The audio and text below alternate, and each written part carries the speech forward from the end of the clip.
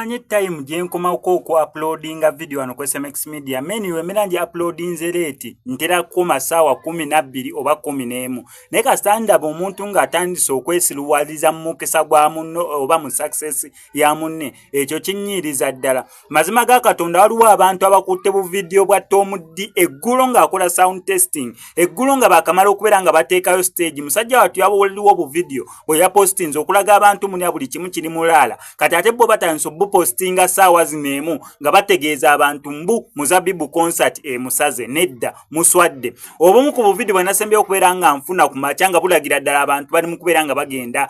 wali eri ku Razor Forest Park niranga kiragira ddala Tom D agenda kubeera n'abantu bangi nnyo nyini ddala abantu bagenda kuwagira Tom D buno bu video abamwe bali mu kulaga nga wali empty simanya nga balinga abategeka stage obwo bu video bwa lunaku lwa ggulo so omuntu yena ina laba video eno oli wadde mbogende Razor no supportinga Tom D kwangu already abantu batandise okubeera nga bayingira emiryango gyabadde jaguddwawo dda sawa 10 already nga abantu batandise okubeera nga bayingira tu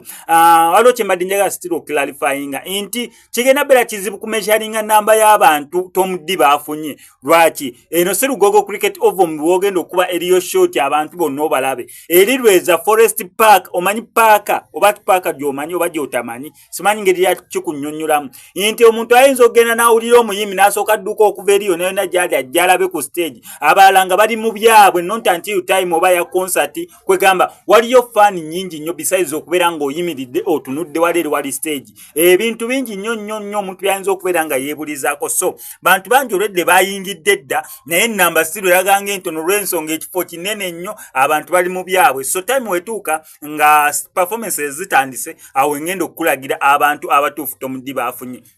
nenga mwena bawagidde Tom D mwebale nnyo nyini dda naye mmwe abagezaako okubeera nga mu tatanye erinnya lye nga mugezaako muteeka wansi mbw ate simala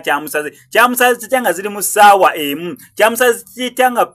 video emu kubeera nga mupostinga bya lunaku lwa ggulo nga akola sound testing abawagira Tom D muwagire nze sijja beerawo kulaba muntu nga akakkanya erinnya lya munne oba nga agezaako ovumaganya bizinesi ya munne yayiseewo ekiki ekyokwagala follows ne likes wano ku SMX Media auto kikola kankusaba subscribing ngenda beera nga nkutuusaako updates ku Tom